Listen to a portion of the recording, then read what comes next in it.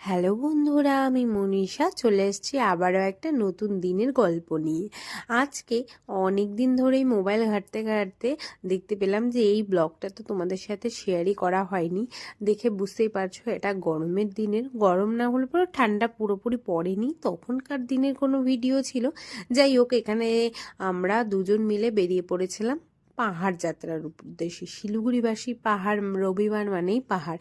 তো যাই হোক, অনেক দিন ধরেই ভাবছিলাম যাব যাব করতে করতে শেষমেশ আমরা কার্শিয়াংয়ের ডাউহিলে পৌঁছানোর জন্যই বেরিয়ে পড়লাম। তো এই যে রাস্তায় যেতে যেতেই ডাউহিলের আগেই এখানে যে স্কুলটা ছিল সেই স্কুলের সামনেই চলে এসেছি। যাই হোক, আমরা মোটামুটি ডাউহিলের কাছে পৌঁছেই গেছি। যাই হোক, এখানে এখন অনেক কিছু চেঞ্জেস হয়েছে।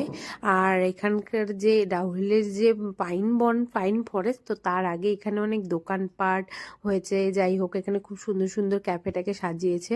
আর এই যে দেখতে পাচ্ছ, পাহাড় এসেছি, মোমো না খেলে তো হবেই না। যাই হোক, মোমোটা খুব জুসি ছিল, তো আমি এক প্লেট মোমো খেয়ে না খেয়ে আবারও এক প্লেট মোমো নিয়ে নিয়েছিলাম। এত ভালো লেগেছে ঠান্ডার দিন। আর এই যে পাহাড়ে গেছে, ম্যাগি না খেলে তো হবেই না। তো ও খাচ্ছিল ম্যাগি, আর আমি তার সাথে মেন জিনিস চা। আমার তো একদম চা ছাড়া চলেই না। যাই হোক, এই যে দেখে বুঝতেই পারছো আমরা এখন ভিতরে যাওয়ার জন্য রেডি হয়েছে। অনেকে গাড়ি নিয়েও যাচ্ছিল, যাই হোক আমরা আর গাড়ি নিয়ে যাইনি। অ্যাডভেঞ্চার ট্রিপ হিসাবে আমরা এটাকে এনজয় করতে করতে দুজন মিলে চলে গেলাম ডাউহিলের পাইন ফরেস্টে।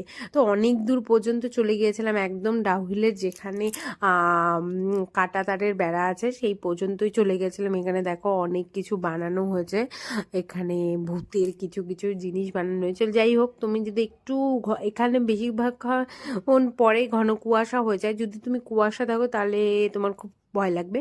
যাই হোক, তারপরে আমরা ডাউহিলের পার্কে চলে এসেছি।